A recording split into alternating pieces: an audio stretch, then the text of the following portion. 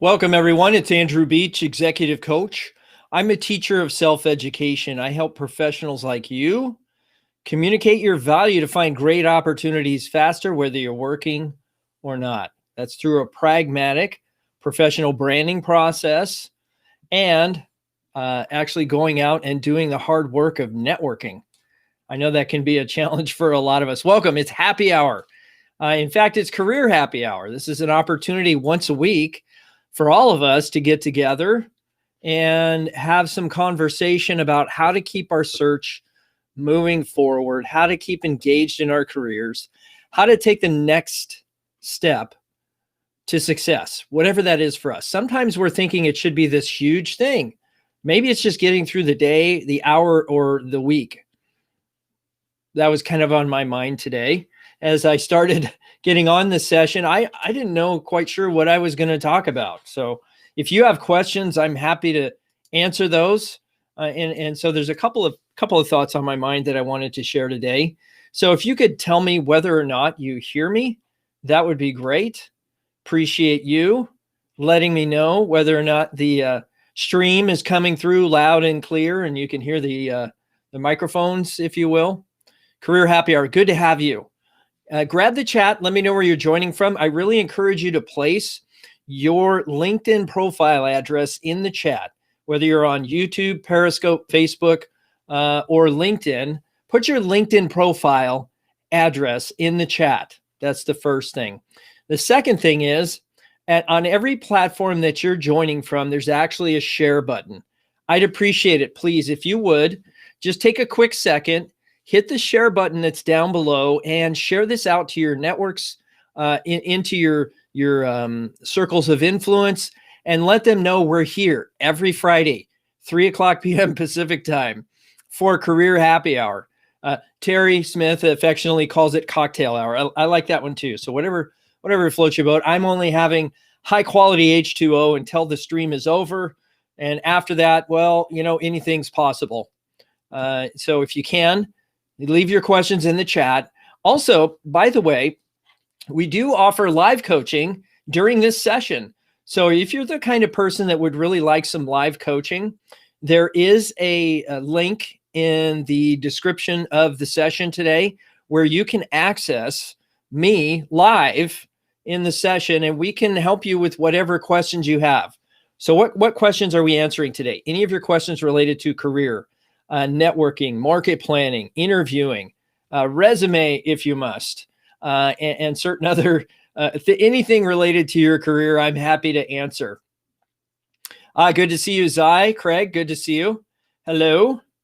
So welcome. Let me put the link. If you want to join, you can do that. Let me get the link here and I'll put it in the chat just to make things a little bit easier.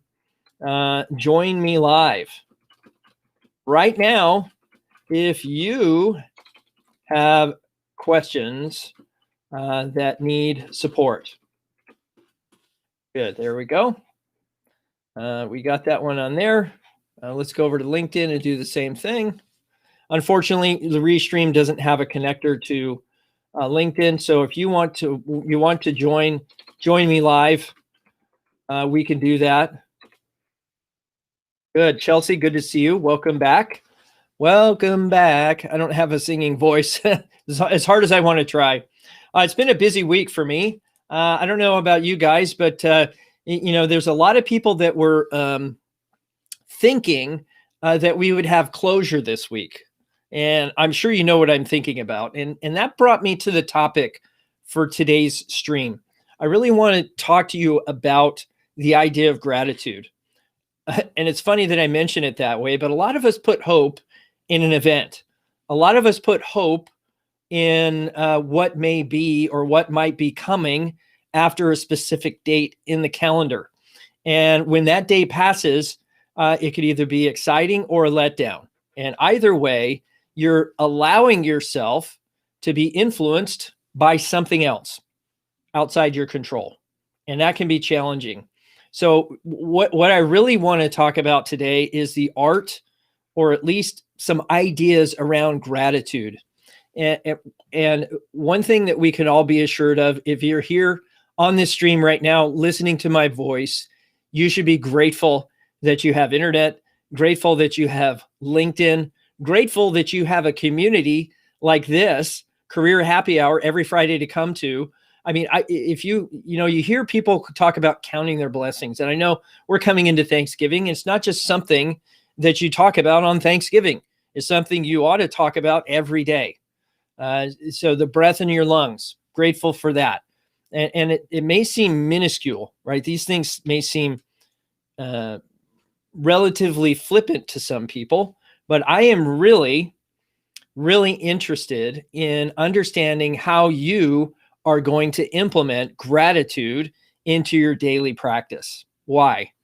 Because if we're not grateful for where we are and what we're experiencing, then we might miss the value of the experience altogether. And I've been through a lot of these same transitions where I was either fired or let go from a company or what have you. And it can be a challenge. And yet we focus on what happened to us, what someone else did to us. And it wasn't until after I got placed somewhere else or found something interesting and valuable for me that I noticed that each time it was a better thing. I was grateful for it, but I didn't experience the journey. And job hunting is an excellent learning experience. Managing your career, excellent learning experience. We should look at everything as a learning experience. And gratitude did not come naturally to me. Being thankful for what I had and what I was provided did not come naturally to me. I was always, how would I say it? Selfish, that I wanted things that were better than I was getting. I wanted more than I was offered. And as a human being, I guess we're all kind of geared that way. And I know we're talking kind of waxing maybe a little philosophical today, but I think this does relate to job search in that if you look at what the events that transpired over the last 6 months and the idea that all these things may change for the better on a specific day, then I think, you're, how should I say this in a polite way? You're putting your faith in the wrong thing. And I don't say that lightly. I really think we ought to look at what is it that we have that we're grateful for and thankful for so we can move forward in a positive way and productively. So if you have a chance, go ahead and hit the share button. It's down below. I'd like to see this out to a wider audience. So looks like we have a question in the chat from Teresa. It says here, I'm having a hard time changing my career in the dental sleep apnea field to sales or dental lab. Beg your pardon, dental lab. Do you have any suggestions of schools or internships? I don't. Most of the people that know me well think that I'm a broken record.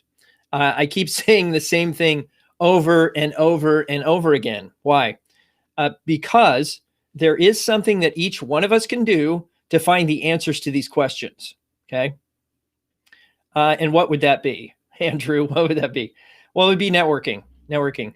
If I wanted to find, for example, schools or internships related to what I was seeking, I would maybe talk to the people that have had those kind of dental related internships or attended certain schools I'm interested in.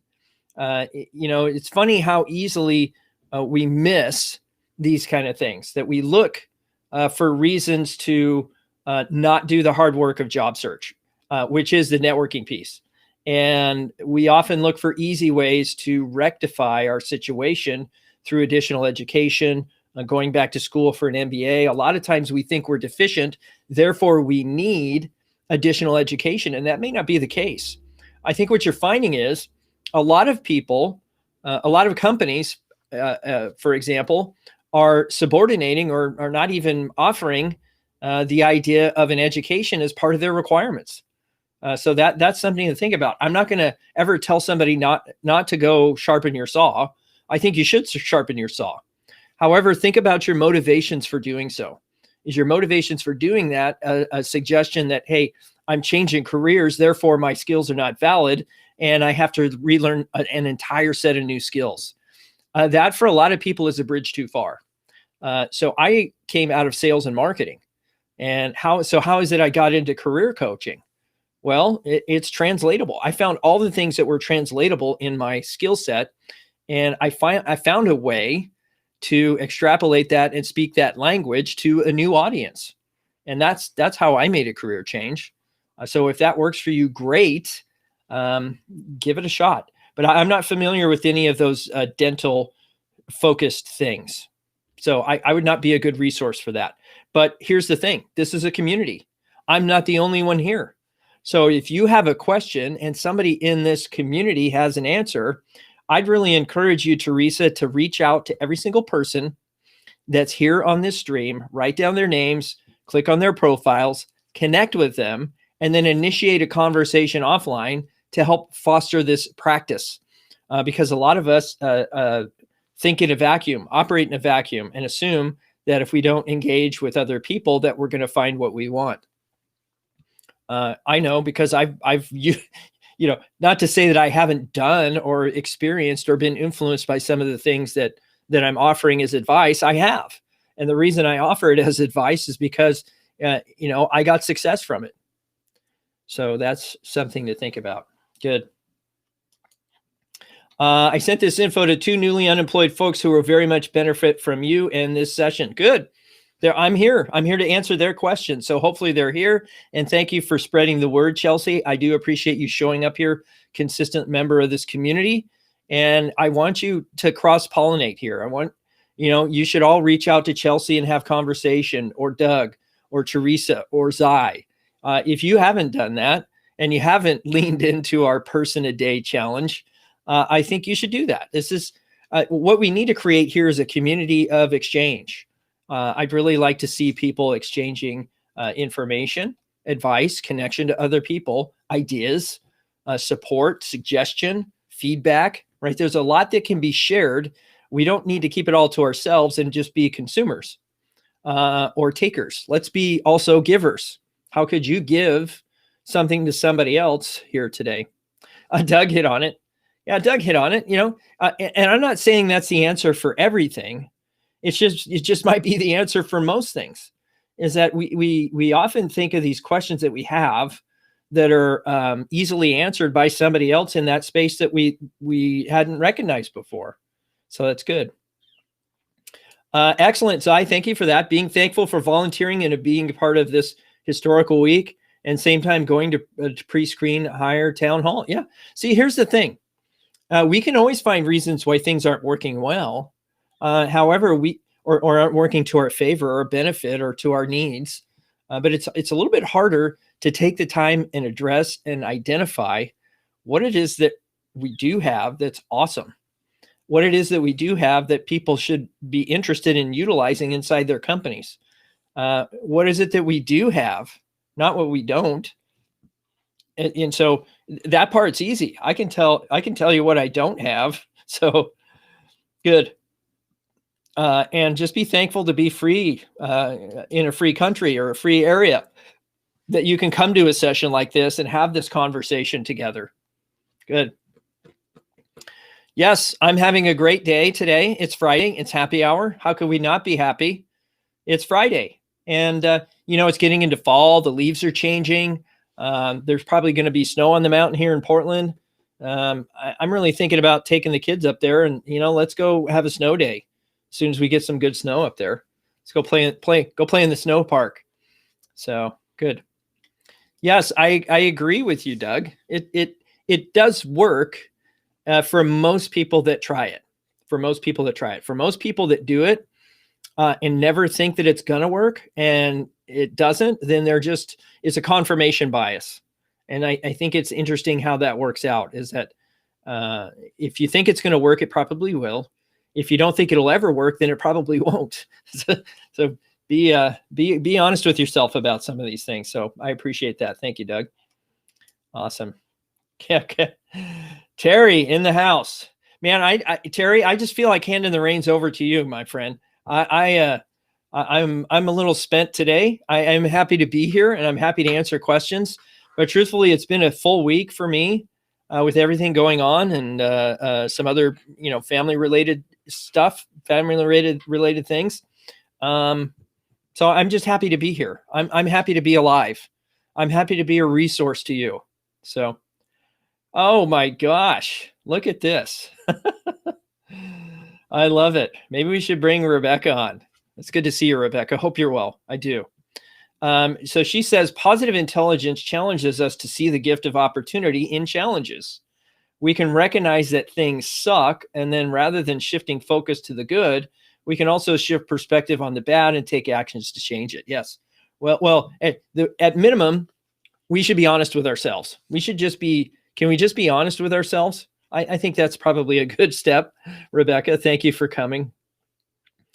Good. Hey, Terry, if you're happy to jump in, I don't know what you want to talk about, but I'm happy to, maybe you just do a call out and say, let us know what's going on with you this week. Good. Yeah, good to see you, Rebecca. Welcome. Good to have you all here today. And I'm just here to answer your questions. So if you have anything that you want to talk about, any ideas, any perspectives you want to get, any good news you want to share, I think that would be great. So Terry, if you want to come in, I'm happy to bring you in and we can kind of riff together. I know we've kind of had a good time doing that before, so that's something that we could take advantage of today. Good. There is the link, I think, Terry, is in the description above. Looks like we got about 17 people here from LinkedIn. I don't know about the other platforms, but good to see everybody. I think I've been getting a following over on YouTube as well. So YouTube, welcome. Good to see you. If you have questions about your career, resume, market planning, interviewing, what else could there be? Let me in. The link's in the description above, Terry. If you click on the see more button, see more, see more butts. Anyway, I thought that was kind of funny. If you ever remember that joke. So let you in. It's in the description, Terry.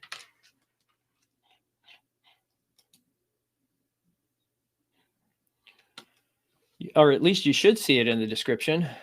Good. Excellent. Yes, I believe that you ought to engage. And so there's really, just to give you some perspective, Doug, I appreciate that you've gotten a mentor.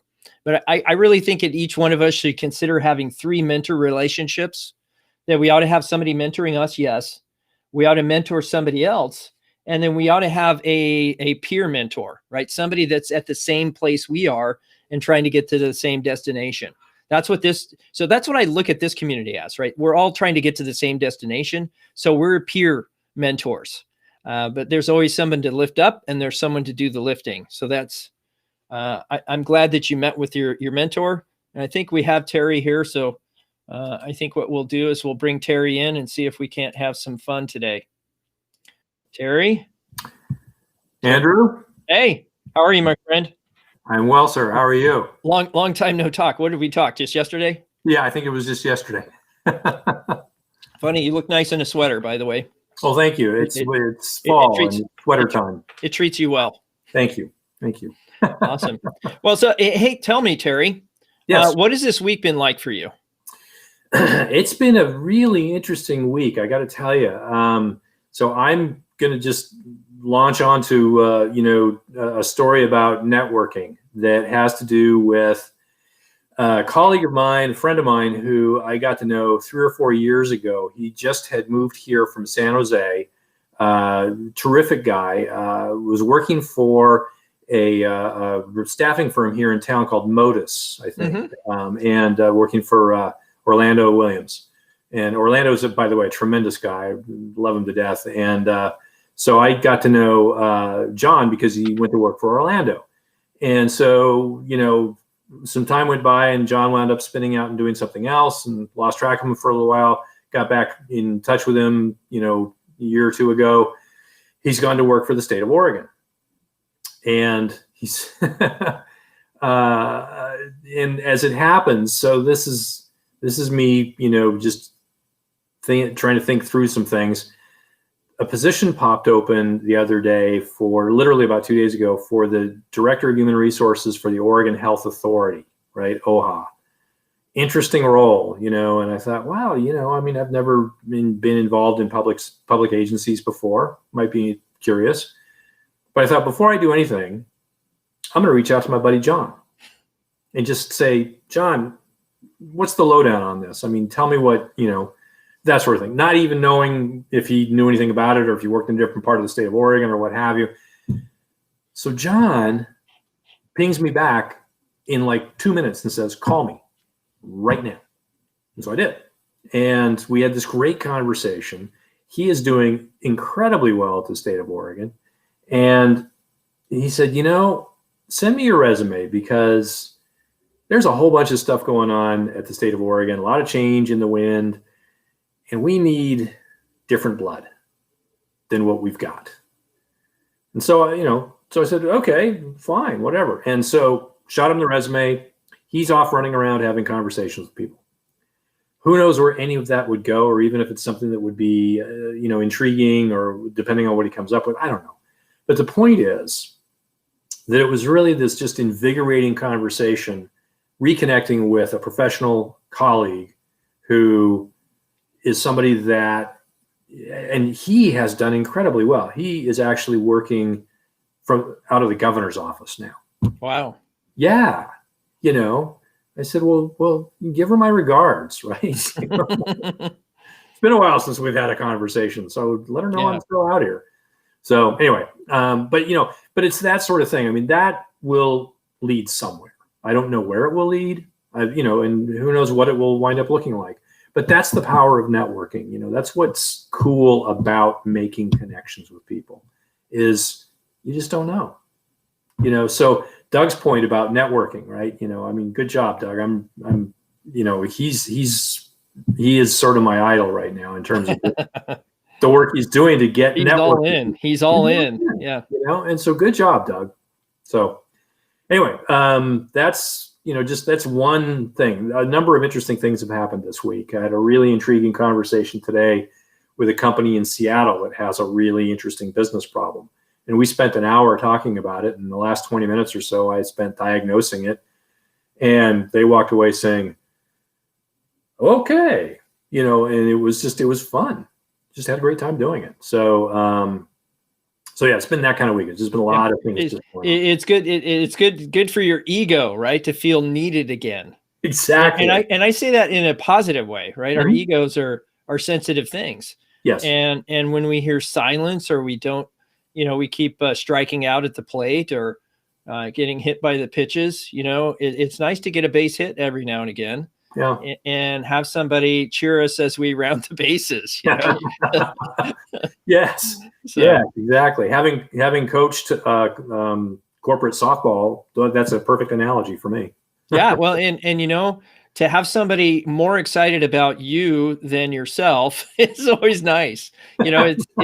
It's kind of a booster, like you said. It's really nice to run into somebody that gives you a little affirmation, a little support, some kudos, right?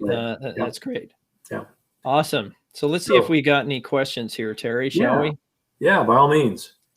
Let's see. Rebecca says, what do you do when you have a few interviews with a company, get rejected, ask for feedback, and never get a reply? Leaves a bad taste in my mouth with that company. Well, you can give the company perspective, Terry. I'll give the candidate perspective here in just a second. Sure. So, Rebecca, the reason that you're not hearing anything most likely is because the company's trying to be very careful about the things that they say in rejecting other candidates that didn't get hired. They're very, companies are under a lot of possible legal scrutiny, although I can speak to that in a different tone in a minute. But there's always sort of the specter that, if we say something that the candidate doesn't like, or that the candidate thinks might be, in some way discriminatory or what have you, our goose is cooked, because they're going to go right to, whatever federal agency or their attorney or their best friend down the block who knows an attorney and that sort of thing. And then they'll get a nice letter from the friend from down the block and and all that stuff. And so they're going to play defense, to continue the sports analogy, on those kinds of things. And so it's unlikely. Now, that all said, if in the process of the interview that you've had, Rebecca, if you've engaged a good relationship, say with the internal recruiter that, was shepherding this process, then you may be able to, glean something from that individual if you reach out individually, right? Short of that, and I hate to sound this way, but it's not too likely you're going to get a lot of feedback. Yeah. So, well, and just to piggyback on what you said there, Terry, I know and I've seen this before, and I won't name any names, right? But to protect the innocent, of course. Right. But there are people that, funny enough, will go and test these companies just to initiate a lawsuit because they never have any intention of working there. They just have intention of getting settlements. Yeah. And it's unfortunate, but that's what has driven a lot of companies to go that direction. Some are legitimate, right? Some are legitimate claims for compliance, right? But many are probably just really kind of people out looking to make a buck. So that's unfortunate. Yeah. And so from a candidate perspective, Rebecca, what I would encourage you to think in terms of mindset is that they didn't reject you. They accepted somebody else. And it doesn't take the sting out of it, but it certainly allows you to move forward more positively, to think, hey, they accepted somebody else. I should be grateful, right? We're talking about gratitude and hope today. I should be grateful I had the chance to do that. And if it's a company and a set of people that I'm excited about, even though it didn't turn out the way I wanted it to, we have a chance here to make it part of our regular cadence, if it's a company we're interested in, to have a positive continued relationship, because it doesn't ever go, Terry, you can probably relate to this. It doesn't ever go application, interview, offer, awesome relationship, right? It might go application silence, application interview rejection, right? Application interview, second round interview rejection, right? It's not, each one of those opportunities is a chance for you to have a relationship developed with that company. And if it's one you really want to work for, keep knocking on the door. It's not the end. It might just be the beginning. Yeah. Some of the research we've seen, it takes at least 50 hours to create a friend. So it's not like you're going to stamp somebody with your resume and they're going to be awesome advocates for you. Yeah. So just to maybe add a bit of a coda to your comment, two parts. Part one, the idea that there are people out there that do this kind of thing. I've actually had the experience of getting hit with somebody like that, and trust me, it's not a giant likelihood, but it does occur, and they are out there, and some of them are really good at it. They know all the stuff. In this particular case, wow, the minute that it's, something didn't go, I forget the exact details, but something didn't go right in that person's mind, and boy, they were asking for everything, stuff that the average person wouldn't even know to ask. So this was clearly somebody who was experienced at doing this kind of thing. Yeah. So, and then to your second point, I completely agree. If it's a company that you really want to work for, don't stop at the first time through. I'm on my fourth go round with a group, right? And I'm very interested in them. I'll keep going, and something else may occur along the way that is cool and exciting, and I want to go do that. But I'm very interested in these folks, and I'll keep after them, even to the extent that I may keep after them if I wind up doing something else. Yeah. Well, it's hard. It's hard not to let this affect you emotionally, right? But you're not getting a no. That's the funny thing. People think they're getting a no when actually somebody else got the yes. That's all. And it's the thing I find interesting is that if you look at the numbers, there's probably 600 to 800 applicants for any open rec today. They maybe interview Terry, a dozen of those folks through a screening process, maybe 15. Maybe, yeah. And then a half dozen go through a loop or some kind of on-site interview, okay? Or today, a Zoom. So just being in the mix is validation that you have skills. And you should feel good about that. Yeah. That your skills have traction in the marketplace and the people want them. So that means, hey, let's take another at bat with another company or another at bat with the same company. Yeah. So, and the other piece of that is that, particularly in this marketplace, the applicant pool is bigger. yeah. If you're in that interview loop, you've leapfrogged over a lot more people, most likely. So yes, and good idea. Good on you for presenting yourself positively through your resume, your application, cover letter, whatever you have going on. Was intriguing enough that company wanted to take a look. Mm-hmm. So good. So Zai has a question, Terry. Okay. This is directed at you. Why does internal recruiter limit their time 15 to 30 minutes before you go to the next step? It's really about branding and tell one or two on situation, action, result. I'm not sure exactly what she's saying there. Do you have an idea, Terry? Well, typically, I shouldn't say typically. My experience has been that recruiters will allocate, a window of time because of what you just described. They're going to, for any given position that they're working on, they may wind up with a list of 10 to 15 people that they've got to go through and pre-screen, which I hate that phrase, but that's what it is, that they've got to evaluate and determine whether those people should move, which of those 10 or 15 should move forward to that list of 6, to use your point. So they're going to do two things. One, they're going to have a limited amount of time because each recruiter is probably handling 10, 15, or 20 similar situations of different positions where they've got 10 or 15 people they've got to talk to get to their 6. So do the math, right? So that's number one. And number two, and again, this goes back to that same sort of situation with, applicants who may feel that they're being discriminated against in some way or are looking to find ways to be discriminated against. They're going to stick to kind of a routine set of questions that are consistent and that in theory provide a level set of data from which you can go from 15 to 6. Right. So they have to be consistent to maintain compliance, right? Right. So they got to have a diverse candidate pool. They ask them all the same questions. Right. It's which is comforting for a candidate actually to know that, hey, they're not going to make up any new questions. Right. Now I can prepare, and they're likely just going to read their questions. Yeah. I can prepare a lot of answers or for a lot of questions in any eventuality. So I think that's something that should give people a lot of courage and confidence. Yeah, and then if I'm reading correctly, the second part of the question, Zai, it sounds as though that you're kind of curious about the whole STAR model: situation, task, action, result, right? In the and that's a standard riff. That's a very, very common pattern. And so you can go online and find tons of resources around how to address STAR type questions, right? They generally fall into several major categories of events.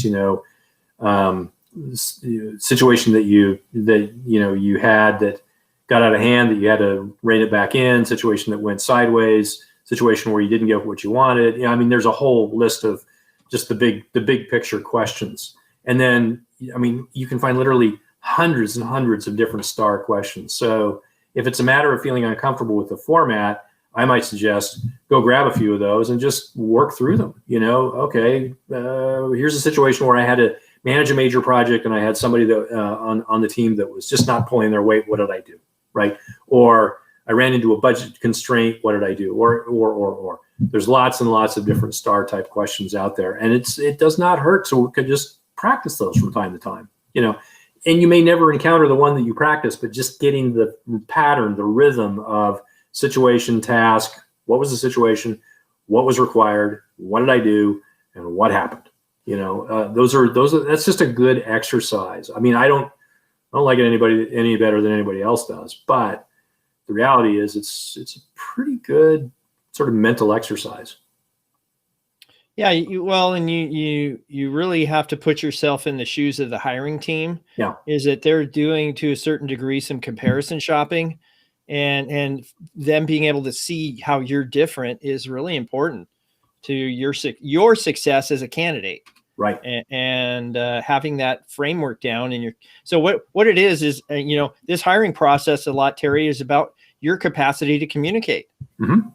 Yep. And you may not have the skills, but if you're a good communicator, you might actually just get the job. Well, all things being equal, I'd like to be a good communicator and have the skills to do the job well. You know? Right. But you've probably seen people get jobs and you're like, wow, they couldn't rub two sticks together to create a fire. You know, unfortunately, that's true. It happens all the time. But guess what? They had a relationship. They had a resume that looked really good, and they could talk their way through an interview, no problem. Yep. Until they were revealed on the job, right? And that happens a lot. Yeah. Good. Let's see. Question in the chat here, Terry. Can you ask how many candidates are in the process for the position? Is that something that was normally divulged? You can ask. You know, most organizations probably won't tell you. And let's face it, who cares? Yeah. You know, well, I mean, wait. What do you mean by that? Well, at the end of the day, the only candidate that really matters to you in the process is you. So if there's 6 candidates, or there's 12 candidates, or there's 18, or whatever, you know, I mean, it's an interesting data point, but at the end of the day, what does it really give you? What new wisdom do you have as a result of knowing that I'm in the competition with 6 other people? Yeah. You know, I mean, that's a good point. I think the spot, though, that would make a lot of sense for you to coach somebody to find out that information is when you've gone through an interview and people are doing reference check, right?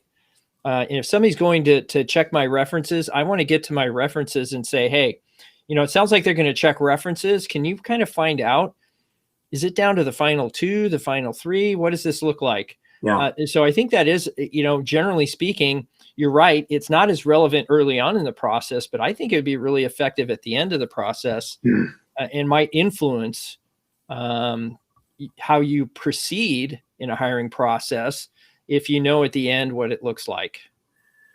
It's an interesting point, and my only feedback to that is that, and again, this is just my own experience running these kinds of programs, is that typically I have not done any reference checks on anybody other than the person I'm making the offer to. And the reason for that is twofold. One, you don't want to create any false expectations on the part of whoever might be number 2. 2, you know, a reference check is an important process, and it's one that needs to be focused on very effectively by the recruiters. So I'm not one to pile on a bunch of work. If I've clearly got a number 1 candidate, then, you know, the only reason I would do reference checks on a number 2 candidate is if I had some absolute reason to believe that my number 1 wasn't going to take the deal. Yeah. In which case I would work with my number 1 candidate and my recruiter on that to close that deal, so that I don't have to worry about going to number 2. Good point. So typically I've always coached that, you know, we're doing reference checks on our finalist, not finalists. Nice. All right, Terry, appreciate that. Thanks. Yeah, and I appreciate your pushing back on this concept of wanting to know how many people are there, and I think that's relevant. I mean, another thing. It's fine to ask. I don't, you know, I'm not begrudging anybody for asking the question. I just, you know, you have to just ask yourself, do you really get any value out of knowing that, other than just sort of the emotional comfort of saying, hey, I'm in the mix with this many people. Yeah. So, and it's just another thing to worry about. Yeah. And it may be an indicator of you exposing some of your own insecurities. And I don't know that that's valuable. Yeah. The point I was trying to make is that I think you have a lot of wisdom in what you said about, hey, you are the candidate. And if you don't think you are the candidate, then you're not going to perform well at the interview. Right. And you won't prepare like you're at the World Series, to borrow the analogy that we're using today. Yeah. You know, if this is a World Series, how would you prepare for that? Yeah. You take everything up a notch. And that's exactly how you should face an interview, is from the position of This is the World Series, man. I should be preparing extra. I should be reviewing the job description. I should be breaking down what questions I think I might be asked. Yep. I should practice with some friends. I mean, even a phone screen with the talent acquisition folks has value for preparation, right? And anyway, I could go on and on about that. Yeah. Good. Excellent. Let's see if there's any other questions here. Yeah, thank you for that, Rebecca. Yes, I did use your own positive intelligence on you. So thank you for that. Good. Okay, so she had a follow-on question here. Could they just say that as a reason rather than radio silence? Well, they could. Yeah, so Rebecca, I'm with you emotionally on that. Radio silence bugs the hell out of me. It really does, and again, not like I'm got all the right answers or anything, but the folks I coach, one of the things that we would do routinely was go through our candidate database and ensure that everybody had gotten a response, even if it was just an automated response. And here's the thing. I mean, I read a stat the other day that there's about 350 different applicant tracking systems available in the US right now. Most of them are designed with a high degree of configurability that allows you to really tailor even automated responses. And I've seen some companies that really have put some time and thought into their automated network, right? So when you get an automated response from a company, it sounds so warm and comforting in some ways. You go, this almost sounds like a real person. Yeah. And they put the effort into doing that. And so, so we would really focus on making sure that we got back to people. Because if you don't, there's this thing called Glassdoor. Mm-hmm. And somebody made a comment about brand earlier, right? Well, how you behave, how you handle candidates is part of your employment brand as a company. And if you don't do that well, you treat them with radio silence or whatever, that's going to reflect on you. Yes.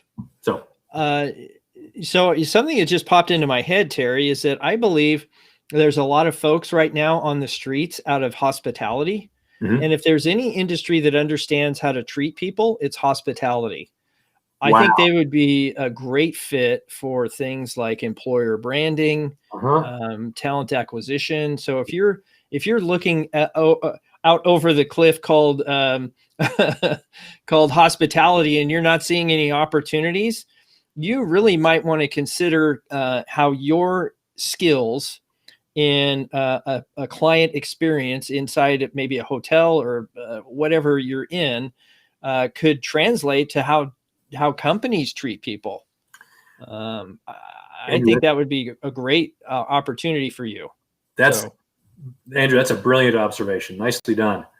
I completely agree. I mean, people who have depth of experience in hospitality but don't have a job in hospitality right now, that's a not unreasonable pivot, is to look at, particularly, in something like recruiting, or like I said, there's 350 applicant tracking companies out there, all of whom would benefit from having people in their organization who really get the customer experience. Yes. That's good. Awesome. Nice. Very nice. I'm glad we're solving the world's problems today, Terry. We're kicking it, man. So thank you for joining me today. You're welcome. Good. Now, if you have any questions, or maybe you want to join me and Terry today, we can do that. We'll do a party line. Yeah. And we could answer your questions live. But I don't see any other questions here. Terry, are you seeing more opportunity or less opportunity? What is your general feel on the marketplace today? I'm feeling an uptick. The data suggests that the unemployment figures are going down a little bit, although, as we know, those macro numbers are a little deceptive. But I'm feeling a bit of an uptick. I'm feeling, and I'm hearing from people who are feeling kind of a similar thing. There seems to be more activity going on out there than before. I think these next couple of months are going to be very interesting, because one way or another, this thing that happened on Tuesday is going to get resolved. And it's not unfair to say that, organizations, especially large scale organizations, especially organizations that deal internationally or at a national level, who have been holding their breath, trying to kind of determine what's going to happen, are, I think, really just now starting to go, oh yeah, 2021, 2022, things are settling. Let's get our ducks in a row. So I think that's, I mean, I hate to sound like a prognosticator, but I think there's a pivot that is potentially out there. Good. I'm excited to hear about it. Well, I'm hopeful. Or to see it, Yeah, I'm hopeful. Yeah, I mean, I don't see anything holding back the economy except the pandemic, right? Well, and that's not a small thing. Not a small thing. And the economy is still progressing even in light of the pandemic. Well, it's interesting that you say that. I agree. There's a lot of organizations that are. So I had a conversation earlier today with somebody that I know in the in the printer cartridge business. Mm-hmm. Guess what? They are that whole industry is rocketing. Yeah. Why? Because we're all at home and we're printing stuff, and we need printer cartridges. Yeah. Well, and kids too, right? Kids have homework to turn in or things to print out and sign, and assignments to put in their 3-ring binders and whatnot. Yeah. We're experiencing that too. Now, not at the same extent, but it's still happening. And you're right. There's a lot of places that are running short on computers, on desks, on print cartridges, on printers, right? Computers, anything that would relate to that, setting up any kind of home office or homeschooling environment for their kids. Right. Right. A lot of the remodeling construction companies are doing really well right now, because a lot of people are coming to grips with the fact that they're probably going to be working from home for the foreseeable future. So how do we reconfigure the house or the apartment or whatever it may be to be able to support that? Yeah. Well, and what people are adding she sheds or whatever, or man caves, know. Yeah. Well, you already got one. So And for the uninitiated, this is the basement lounge at Smith Casa. Yeah. Yeah. Well, you have like the attic lounge too, or what do you call it? That's the attic lodge. Yeah. Oh, well, when this is all over, Terry, we ought to get together. That's for sure. And do a cocktail hour for real, if you know what I mean. Yes, sir. I do indeed. So I do indeed. Good. Yeah. I mean, I don't have anything else to add today. I didn't really have anything planned. I kind of take these things as they come, and hopefully people got some value today. I hope so. Yeah. Well, I'm going to call it. Okay. I'm going to head off, and I'm going to go to cocktail hour. How about you? Sounds good. I've got a call at 6, so I have to wait until 6:30. But other than that, I'm good. All right, Terry. Take care, my friend. Have a good weekend. You too. Thanks, Andrew. Take care. Good. All right, everybody. Thanks for joining us today for Career Happy Hour. Again, we're here every Friday, 3:00 Pacific time. If you have any questions, you can save them for Friday. But I'd really like to see people connecting with each other in the chat. Look at all the people that are listed there, connect with them, and see how you can add value to each other. All right, folks, have a great weekend. We'll see you next Career Happy Hour. Be well.